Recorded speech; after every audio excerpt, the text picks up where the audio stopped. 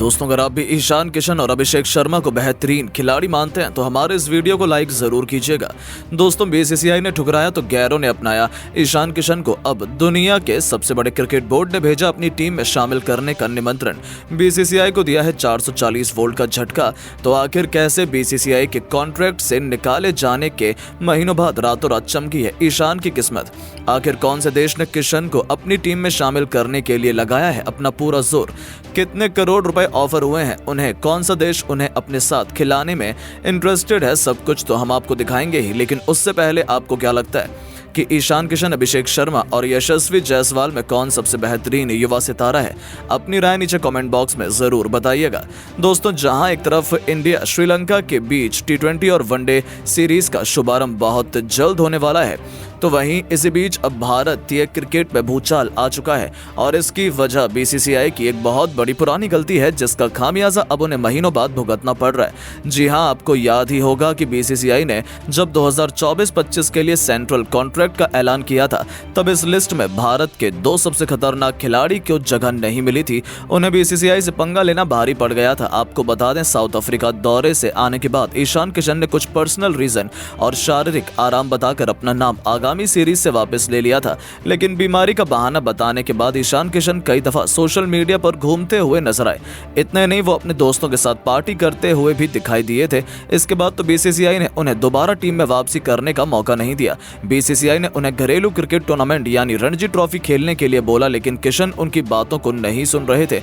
बस इसी बात से बीसीसीआई भड़क गई और जब ये लिस्ट जारी हुई तो ईशान किशन का नाम न देखकर पूरा क्रिकेट जगत हैरान रह गया। खुद किशन भी हैरान रह गए। वहीं इस खिलाड़ी की चर्चा पूरे क्रिकेट जगत के कोने कोने तक पहुंच चुकी है। यहां तक कि महीनों बाद भी वर्ल्ड कप बीत गया, जिम्बाब्वे दौरा भी चला गया। जिम्बाब्वे दौरे पर 4 युवा खिलाड़ियों ने अपना डेब्यू भी कर लिया, लेकिन ईशान किशन की तरफ बीसीसीआई ने पलटकर देखा भी नहीं। उन्हें उनकी गलती की सजा दी जा रही है। यहां तक कि अब श्रीलंका दौरे के लिए भी ईशान को बीसीसीआई मौका नहीं देने वाली थी, लेकिन अब किशन को इग्नोर करना बीसीसीआई को इतना भारी पड़ेगा, कौन ही सोच सकता था। यहाँ ईशान और बीसीसीआई के बीच चल रही इस नोक-झोंक, इस मिले मौके का बखूबी फायदा उठाते हुए श्रीलंका क्रिकेट बोर्ड ने तो अब किशन को लंका आने का निमंत्रण भी दे डाला है। जी हां दोस्तों, श्रीलंका क्रिकेट बोर्ड ने उनकी सरकार के कहने पर ईशान किशन को संपर्क किया है और उन्हें न केवल करोड़ों रुपए की रकम श्रीलंका जाकर क्रिकेट खेलने के लिए ऑफर किया, बल्कि उन्हें अब कप्तानी भी ऑफर की गई है। इस बात की पुष्टि अब श्रीलंका सरकार ने एक बयान से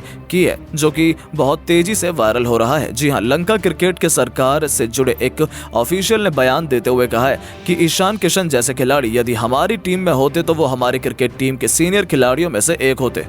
वो कमाल के खिलाड़ी हैं। हमने उन्हें बैटिंग करते हुए देखा है, उन्हें दोबारा शतक लगाया है, फिर भी उनके साथ इतनी बुरी नाइंसाफी हुई है। हम तो चाहते हैं कि ईशान श्रीलंका से आकर खेलें। उन्हें अपनी टीम में शामिल करना हमारे लिए गर्व की बात है। हम उन्हें अपना कप्तान बनाना चाहते हैं, जिसके लिए हम उन्हें मुंहमांगी रकम भी देंगे। हम चाहते हैं कि वो हमारे देश में आकर रहें, हमारी टीम को गाइड करें और विश्व क्रिकेट में हमारी एक नई पहचान बनाएं। दोस्तों, देखा आपने कैसे श्रीलंका क्रिकेट बोर्ड तो ईशान के स्वागत में फूल बिछाकर खड़ा है। उनका बयान आते ही मानो क्रिकेट जगत में भूचाल आ गया। हर तरफ केवल इसी की चर्चा होने लगी और अब इंडिया लंका के बीच सीरीज होनी है। इसी बीच लंका क्रिकेट ने ईशान को ऑफर देकर कहीं ना कहीं अपने इरादे जाहिर कर दिए हैं कि वो ईशान किशन को किसी भी कीमत पर अपनाना चाहते हैं। हालांकि इस पर अब तक ईशान का कोई भी रिएक्शन सामने नहीं आया है कि वो भारत में ही रहेंगे या श्रीलंका जाकर उनके कप्तान बन जाएंगे।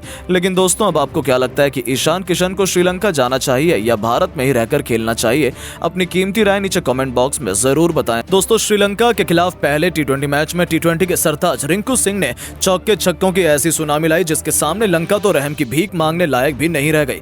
तो आखिर कैसे अपनी विस्फोटक बल्लेबाजी से रिंकू बन गए श्रीलंका के लिए यमराज?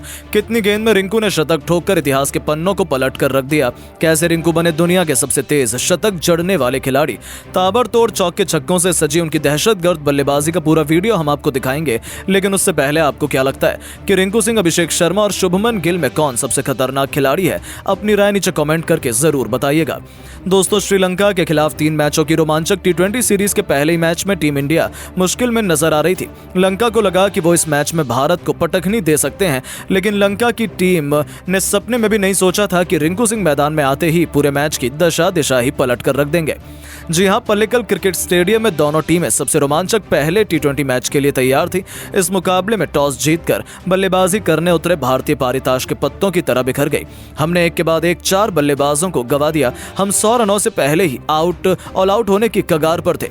उस वक्त रिंकू सिंह ने भारतीय टीम की बागडोर अपने कंधों पर संभाली और अपने बल्ले से ऐसा जौहर दिखाया, देखकर पूरी दुनिया एक बार फिर रिंकू की मुरीद हो गई। जी हाँ दोस्तों, आपको बता दें, जज्बे पर रिंकू का जिगरा भारी पड़ा। आते ही उन्होंने विकेट के बिल्कुल सामने तीर की तरह खूबसूरत चौका लगाकर अपना खाता खोला था। अब आगाज ऐसा हो तो अंजाम क्या होगा, इससे ही फैंस को अंदाजा हो गया था कि आज रिंकू तो कुछ अलग ही करने के इरादे से आए हैं। उनके सिर पर तो खून सवार था। उन्होंने गेंदबाजी करने आए दुश्मन तक चमीरा की लगातार 4 गेंदों पर 3 खौफनाक छक्के और एक ऐसा खतरनाक चौका लगा दिया जिसे देखकर पूरा स्टेडियम खुशी से झूम उठा। दर्शकों में रिंकू में एक नई जान फूंक दी थी।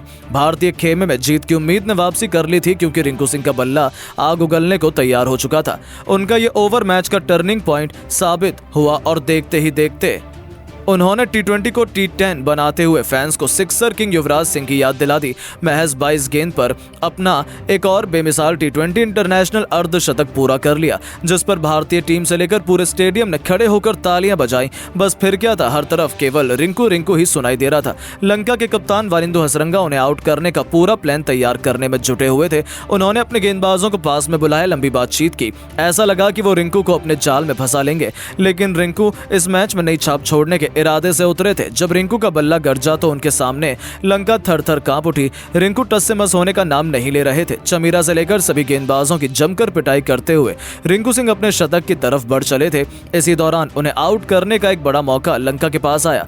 हसरंगा की गेंद पर रिंकू ने गलती कर दी। गेंद बहुत देर हवा में थी। ऐसा लगा कि फील्डर उसे कैच कर लेंगे, लेकिन किस्मत भी उनके साथ देती है जो उसे पलटने का दम रखता है। रिंकू का आसान सा कैच फील्डर ने छोड़ दिया। बस फिर क्या था, पूरे स्टेडियम में जोश की एक नई लहर दौड़ गई और दोस्तों जले पर नमक छिड़कते हुए रिंकू सिंह ने गेंदबाज की अगली ही गेंद को स्टेडियम के दूसरे स्टैंड में मारकर अपने जीवन दान को सेलिब्रेट किया। और दोस्तों असली हाहाकार तो मचाया उन्होंने मथीशा पथिराना के ओवर में, जिनके खिलाफ एक नहीं दो नहीं बल्कि लगातार 4 गेंद पर 4 खौफनाक छक्के जड़कर वो 98 रनों के स्कोर पर पहुंच चुके थे। अब उन्हें अपना शतक पूरा करने के लिए केवल 2 रन चाहिए थे। ऐसा लगा था कि वो आसानी से 2 रन दौड़कर सेंचुरी पूरा कर लेंगे, लेकिन रिंकू ने ऐसा कुछ नहीं किया, बल्कि अपने आइडल महेंद्र सिंह धोनी के अंदाज में ही उन्होंने पथिराना के ओवर की आखिरी गेंद पर उनके सर के ऊपर से एक ऐसा गगनचुंबी छक्का रिंकू ने ठोका, जिसमें गेंद तारामंडल को छूती हुई स्टेडियम के बाहर गिरी। और इसी के साथ इस उभरते हुए सितारे ने इंटरनेशनल क्रिकेट में अपने नाम का झंडा गाड़ दिया। जी हां दोस्तों, केवल 45 गेंदों पर 104 रनों की तूफानी पारी खेलकर रिंकू ने पूरी दुनिया को अपने कदमों में झुकाया और अपने शतक का इस्तेकबाल किया। हर कोई खड़ा होकर उनके लिए तालियां बजा रहा था। आखिर हो भी क्यों ना, टी20 इंटरनेशनल में भारत की तरफ से रिंकू सिंह ने शतक ठोककर इतिहास के पन्नों में अपना नाम सुनहरे अक्षरों में लगभग लिखवाया था। अपनी इस विस्फोटक पारी के दौरान उन्होंने 10 खौफनाक छक्के लगाए थे, जिनकी अद्भुत बल्लेबाजी देखकर तो हर कोई उनका दीवाना हो गया। इसी के साथ रिंकू ने भारत की तरफ से एक पारी में सबसे ज्यादा छक्के लगाने का रिकॉर्ड भी बना दिया, जिसे हासिल करना आज तक किसी के बस की बात नहीं हो पाई। यानी कि रिंकू ने तो श्रीलंका के खिलाफ प्रैक्टिस मैच में पूरे क्रिकेट जगत में अपना डंका बजा दिया। लेकिन दोस्तों, अब आपको क्या लगता है कि रिंकू सिंह, अभिषेक शर्मा और ऋतुराज गायकवाड़ में कौन सबसे खतरनाक बल्लेबाज है? अपनी कीमती राय नीचे कमेंट करके जरूर बताएं। दोस्तों, जिम्बाब्वे के बाद अब भारत श्रीलंका की बचाएगी डंका या फिर श्रीलंका की टीम पलटवार कर रचेगी इतिहास? जी हां दोस्तों, भारत और जिम्बाब्वे की सीरीज के बाद अब भारत और श्रीलंका की सीरीज की तैयारी पूरी हो चुकी है।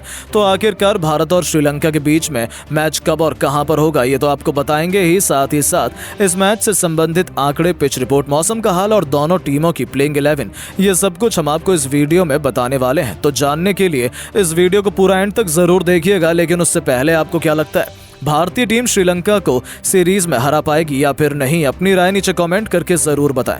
दोस्तों, जैसा कि आपको पता है, टी20 वर्ल्ड कप के समाप्त होने के बाद भारतीय टीम वर्ल्ड चैंपियन बन चुकी है। ऐसे में अब भारतीय टीम के युवा खिलाड़ियों ने जिम्बाब्वे के खिलाफ टी20 सीरीज भी खेली थी, जिसमें भारतीय टीम ने जिम्बाब्वे को 4-1 के बड़े अंतर से सीरीज में हरा दिया था।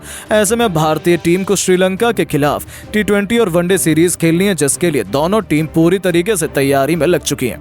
तो आइए सीरीज के पहले मैच के बारे में अब विस्तार से चर्चा करते हैं। दोस्तों, भारत और श्रीलंका के बीच मैच के हेड टू हेड मुकाबलों की बात की जाए तो दोनों टीमों के बीच 29 मैच खेले गए हैं, जहां पर भारतीय टीम ने 19 तो श्रीलंका ने 9 मैच में जीत हासिल की है। तो वहीं एक मैच में रिजल्ट नहीं निकला है। ऐसे में भारत और श्रीलंका के बीच मैच काफी ज्यादा रोमांचक अंदाज से खेला जा सकता है। दोस्तों, भारत और श्रीलंका के बीच ये match Pallikal international cricket stadium में होने वाला है। इस मैदान के आंकड़ों के बारे में बात करें तो इस स्टेडियम पर अभी तक 23 मुकाबले खेले गए हैं, जहां पर 13 मुकाबले पहले बल्लेबाजी करने वाली टीम ने जीते हैं, तो वहीं पहले गेंदबाजी करने वाली टीम ने 9 मुकाबले को